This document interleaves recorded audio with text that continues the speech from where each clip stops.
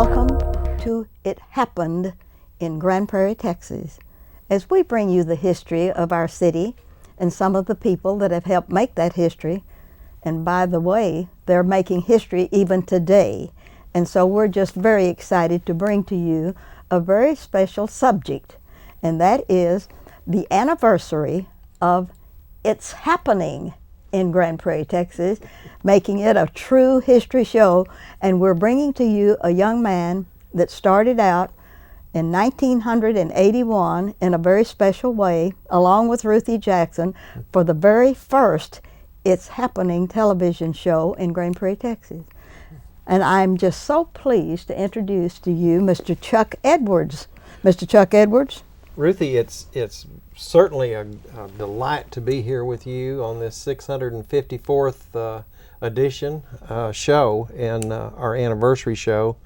I guess right up front, I need to tell folks that probably the smartest thing I ever did as far as my background in public access TV was having the foresight to engage a very capable lady in tennis shoes to help with the show that just began as kind of a offshoot idea of the Grand Prairie Arts Council and the Chamber of Commerce. Back then we had community newspapers, and they really didn't quite do the job as far as covering our news on the Grand Prairie front. So we decided that it would be great if we could supplement that with some cable television pieces about the events in Grand Prairie. We began with a community band concert early on with Storer Cable Television, and the Storer staff at that time, I approached the technician and asked her if it would be possible for us to do like a news show about the events in Grand Prairie, just to embellish the news coverage for the city. And it turned out to be a real good idea. Very soon we took that weekly television show after engaging Ruthie to help build the staff of talent that would be involved in the show.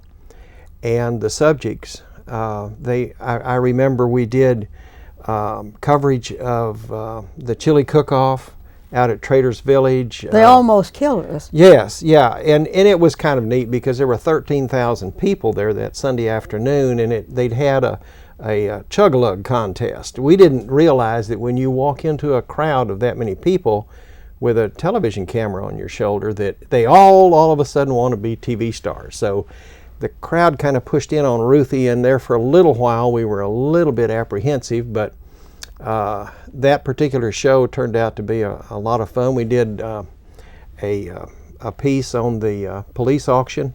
Yes. You know, I remember going into Fannin Elementary School with the TV camera, and you know, if you can imagine going into an elementary school cafeteria, and all of a sudden, you know, the noise that's going on in the cafeteria, all of a sudden it gets deathly quiet. That's how powerful the medium of TV we discovered was. And Ruthie really has carried on and put true value into the early efforts that we had. The idea of having a Grand Prairie show has grown to many things. I can name the gardening show, cooking shows, several public access ventures. Nothing, though, has ever outlived the It's Happening in Grand Prairie effort, thanks to you, Ruthie. But, you know, we love living in Grand Prairie. I'm just glad that since 1956, the city has grown to what it is today, you know, and I think probably a little bit of our history through the years has been best preserved with this use of the television. What is your career? I sell Grand Prairie by the yard. By the yard? Actually, I'm a real estate agent here in Grand Prairie for Century 21. And that's turning out to be, well, I started with real estate in 1986. Yes. And that has turned out to be my chosen profession. So, Good. other than that, I'm active in First United Methodist Church in downtown Grand Prairie. And I believe I have some history on Storer Cable when they came here. The city had a contract with Storer beginning in 1978, and it took them that long to get things moving, so that when we went in, our anniversary is actually March 1981.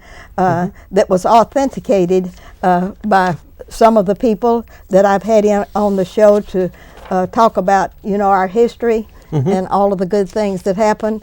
And when you came into the business, you were a little acquainted with it, but when y'all tapped me and said, I'm going to put you representing the Chamber of Commerce and Business down, I had absolutely no idea what I was getting into, and y'all had to spoon feed me for about at least 30 minutes. Well, they made us learn how to take a camera and tear it down and put it back together and go out in the field and do all of these things. And I said, I'm not qualified to do that. And they said, we're going to make you qualified. Right. And that was part of the deal. Yeah. Is the franchisee for the cable television, they had a requirement that if you were going to use their studio or their equipment, that you had to become certified. And that certification class was pretty extensive, if I remember correctly, dealing with everything from the camera to some editing techniques and so on. And as Grandma Edwards used to say, I think that training, Ruthie, for you took. Yes. Because you were able to grasp the concept. And I look back, Ruthie, and from those early days where we had just a little tiny room over there at the corner of Dickey and Carrier at that studio, and very unsophisticated equipment. I've got to tell you, it wasn't like the great robotic cameras that they use for the Grand Prairie Update and everything here at the England Safety Center. It wasn't like that at all. These were little Panasonic 3800s, tripod mounted, and unless you had a volunteer behind there, it was going to be a stationary fixed range camera. So we used volunteers from the high schools to man and woman the cameras for us for our TV show. But that was very early on. We went a little bit beyond when we decided we were going to do election coverage one year. It just happened to be one of those elections that was very newsworthy, and there were a lot of things going on. We had volunteers on the telephones down at the studio. We had a runner that would take the cassettes from City Hall in downtown Grand Prairie, rush them out to the studio, and then we would see some interviews live or semi-live. Within 30 minutes, we'd have them on the air there on cable TV. We thought that was really cool until a year or two later we were able to actually do live election coverage on Storer Cable Television. That was a great thing. But you look back and from the early days, the technology that we were dealing with, it was kind of creeping up with us, and we grew and it grew, and that's kind of the story of what happened with it. Now I want to know what happened, and you left me with that show by myself and went back into the work world. You said, I've got to go make a living. Right. And then, where did you go? Well, as a matter of fact, I became a member of the management team for Century 21. And I realized that I had just completed a 22-year flying career with the Texas Air National Guard, and I retired in the interest of actually doing my real estate. And it was at that time, and we're talking in the time frame of the mid 80s, maybe the late 80s, that I was able to really get my real estate career going full strength. But you know how it is. Even though you feel deeply the need to do some of the worthy volunteer projects in Grand Prairie, you still need to Gotta put make a the living. bread on the table. Put it on.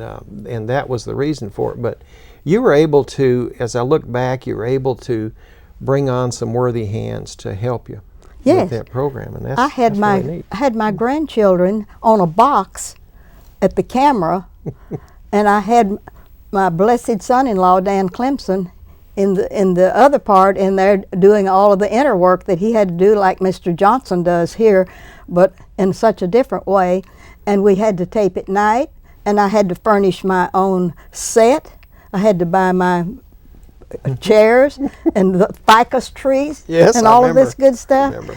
And then it just all of a sudden, like Topsy, it just grew and grew and grew. And I taped at night when the kids were out of school and all of the good stuff. So I'm getting past all of that part to tell you that it was a trial to let you leave. Yes, And all of indeed, this good stuff, but families come first. And then after 5 years of that, in 1985, to proceed with the history of what happened, I asked the cable company, and I don't remember whether it was Storer or one of the other cable companies that bought into this thing, which have been about 5 or 6 different companies. Well, I asked them for another 30 minutes to do a history show. Yeah. I had the history show all planned out and had a lady that was a history major in schools, and she was going to do the history show. So we arranged it, and she came on the first show, and I held it to give her a start, you know, and introduced her as, and then when we left, everything went just beautifully for the first history show. And then the second history show was coming up in 2 weeks. Just every other week we would do history. And I'm not going to mention this person's name because she decided to call me back, and she said, even though I have all this, my first job is with the schools and the children, and I can't do the history show.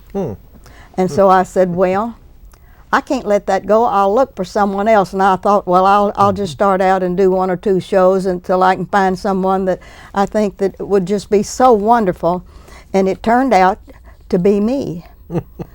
I could not find a soul, because she told me, she said, I could not get anyone to come on the show with me, and I had 2 weeks to do it, and you were coming up and you were going to be on my case, and I couldn't produce a show.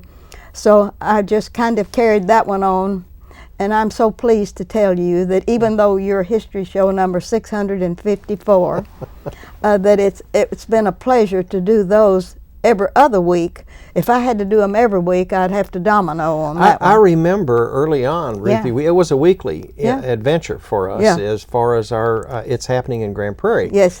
And it didn't take very long for us to realize that we were just scrambling around To get news. to get Yeah. a 30-minute show up and running Yeah. for cable television.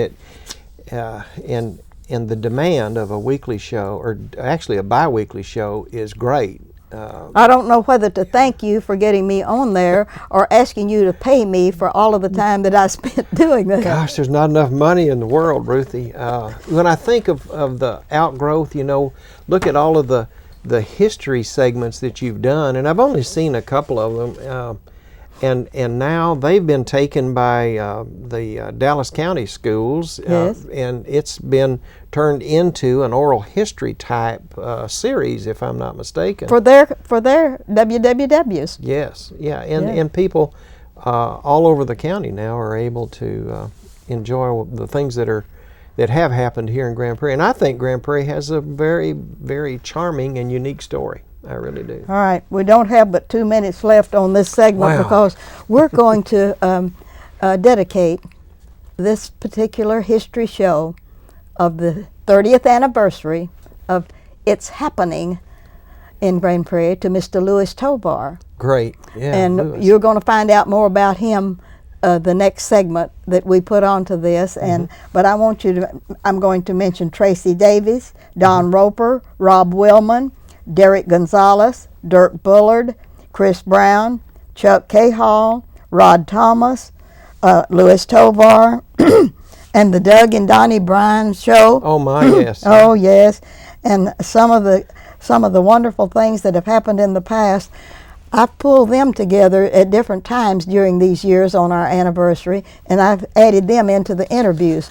So you are the real salute to the 30th anniversary, and we were going to dedicate it to you, but since you were the item that had not put in as much time as, as Tovar did, Right. Yeah. we dedicated the 30th to you, and if I live long enough, we may do the 35th to you. Who knows? That's wonderful. That's, Yes. that's a good reason to Well, to of keep all up. of the people that you have worked with in the professional part of this, which one do you think was the most influential and helped us the most of all those names I've written, Well, other than Ms. Johnson that got us all started? yeah, certainly Miss Johnson, who really had the. We're on 18 right now, and you have no more than about 30 seconds to tell Okay. it.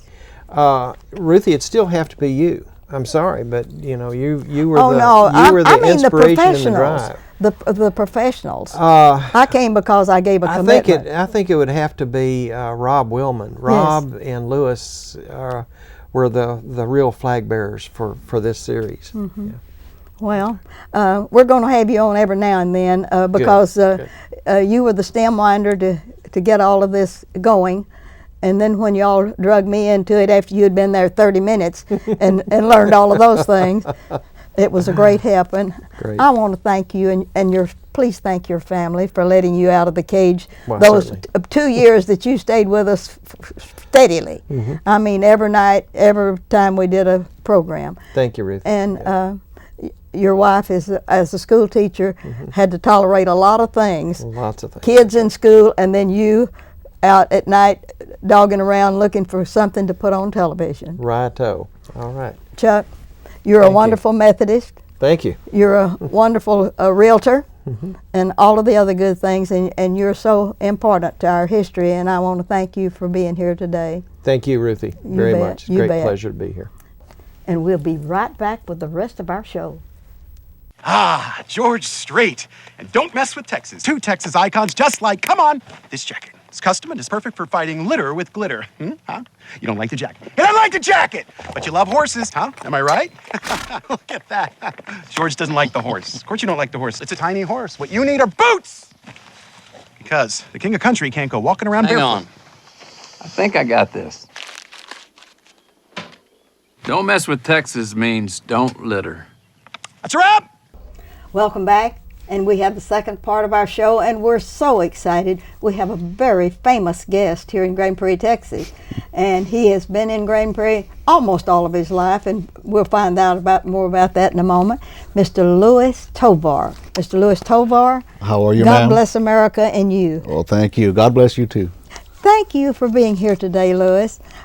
You're very special as we celebrate this 30th birthday of It's Happening in Grand Prairie, Texas. And you know what? I think as a producer, you have the longest tenure scattered over so many different television companies that we're responsible to. And where do you work now? I work now for the Grand Prairie Independent School District in the Communications Department. Now we're the Communications / Public Relations / Community Relations. We've merged a bunch of departments into ours. So I have 2 bosses, Sam Buckmeyer and Terry Wilson. And you have a cute little office with a glass front to it, to the boardroom, and it is magnificent at that place, and you do a worthy job. Well, Louis. thank you. They keep me busy. They All keep right, me very now busy. we're going to get back to the nuts and bolts of the reason for this. Your first experience with television was at South Grand Prairie High School. Yeah. Billy Donegan. Billy Donegan, yeah, that's when I was 14, now in 15. Colorado. Now enjoying herself in Colorado, Oh, and that's something. consulting, a bunch of things. And you began doing a little work in television is it your sophomore or junior year? It was probably my sophomore year. I needed an elective credit to And you just finish out. stumbled onto this. I stumbled, and I just happened to enjoy, TV production. And who was in charge of the department there? It then? was Billy Donegan. Billy Donegan was was in charge of that that whole department. Was she always there when you were at South? Yes. She didn't retire or leave till later on. that's where I kind of started the process of me learning the business. Well, one thing about it, when you came on board as a student to help with Grand Prairie, you came in the summertime when everybody else was having a good time and gave us, we did not pay you a flat dime. I didn't make any money for a number of years. Yes, and you came on, and what was your title at what was then Store Cable At TV? Store Cable, I'm not really sure what my title was. That was way back in the mid 80s or But late 80s. you came to help us do the, I was probably a production assistant at that time. and more than likely I know you did the cameras and a lot of yes. work inside the main studio. Oh yeah, I did studio work. I did remote work, truck remote work with sports. And all this is a student. And all this is a student. Oh yes, oh yes. It's the best. It was the best hands-on training you could ever get. You learned so much from not just from directors, just from the other people as well who showed you the ropes. And you did this as a student for 2 years, didn't you? Yes. 2 years. I think I did it from a sophomore up until I graduated. If I'm After not you mistaken. graduated. Yeah. And when you graduated, we decided that you would have students to come in and help with all of these things y'all were doing, and anyone that was on my show had to put 25 cents a piece in a jug. In a jug. That you had up there in your phones on the table. If I'm And not we mistaken. saved that for our scholarship. And you received scholarship number 1. I sure did. You the sure first did. one. And it enabled me to go to North Lake. And then you went to Irving. North Lake. And then from there I went to UTA. as Then to well. UTA. And in the meantime, while you were at North Lake, were you doing any video work on the side?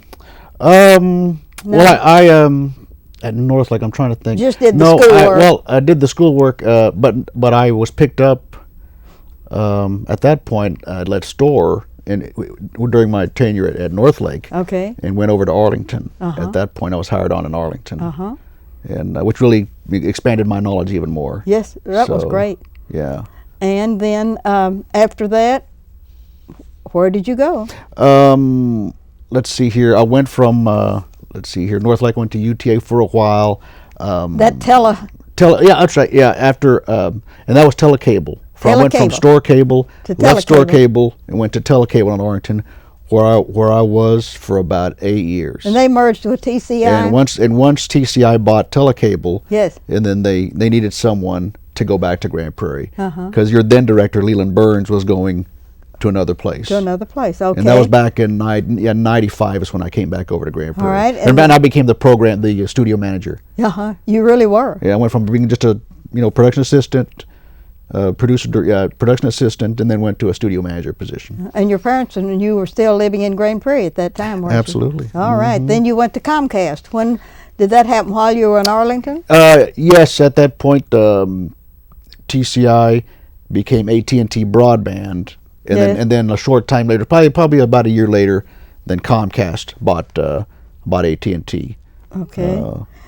And then now we're into Time Warner, so we've had a lot of umbrellas over us. And I left during Comcast. I came over to the school district. I wasn't a part of any type of Time Warner. and left me in the lurch over in. I sure did. In Arlington. Well, I left you in okay hands. I left you in good hands. Oh, They you took- really did I left leave you me in good hands. There's- They had a lovely studio and were very, very nice. So Yes. we got along very well with that. But when did you get acquainted with Mr. Beals?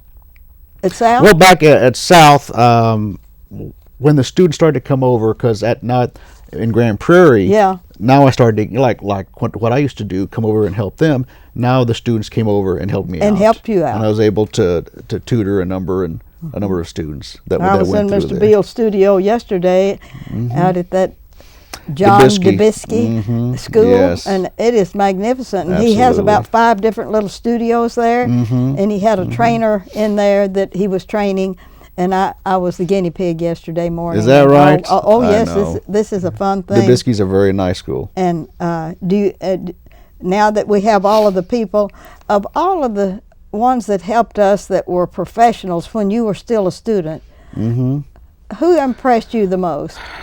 There's a couple of people that come to mind that really showed me the ropes. Yeah. When I was just a young high school student, Rob Willman, Don Roper, and Rod Thomas. Those three initially come to mind. There's other people that helped. Tim Bowles helped me out quite a bit as well. But mainly those right there were very influential. Yeah. Very influential in showing me the ropes. And showing me the ropes, and when I was in high school, and I think that led me in the direction where I am right now. Oh, that's right. Tell me about what you do now. What fun you have being at the administration building of the Grand Prairie Independent School District, and how long have you been with them? I've been with them now. The summer will be 6 years with them. That doesn't seem possible. No, Time flies when you're having fun. It took in '05. I was approached about a possible position. They said there was an opening for a position in Arlington, back in the Grand Prairie School District, Yes. and it was something more along the lines of what I was doing. They needed really an AV professional to come in and help them out. And you made all the parades, the history parades, the 4th of July parades, and everything. And for Arlington. Oh yeah, I did and yeah. I mean, Arlington was a huge influence, and what I did there was amazing. I did studio. I did sports. I did 4th of July parades. Yes. I did a number of concerts, just a number of things that really kind of shaped me. And all this time you were doing that, how about the Big Tron? When did you get into that? Rangers, yeah. I start my 19th year with the Rangers tomorrow. Tomorrow. Big Tron. Yeah, I shouldn't be dating this, but yeah. With the bigger jumbotron now than it is. Yes, and it's you're way getting bigger. a lot of good experience. I'm getting a Louis. lot of good experience. I've been there for the last week training, and it's very exciting what they're doing over there. And I got that position through contacts I've made through telecable.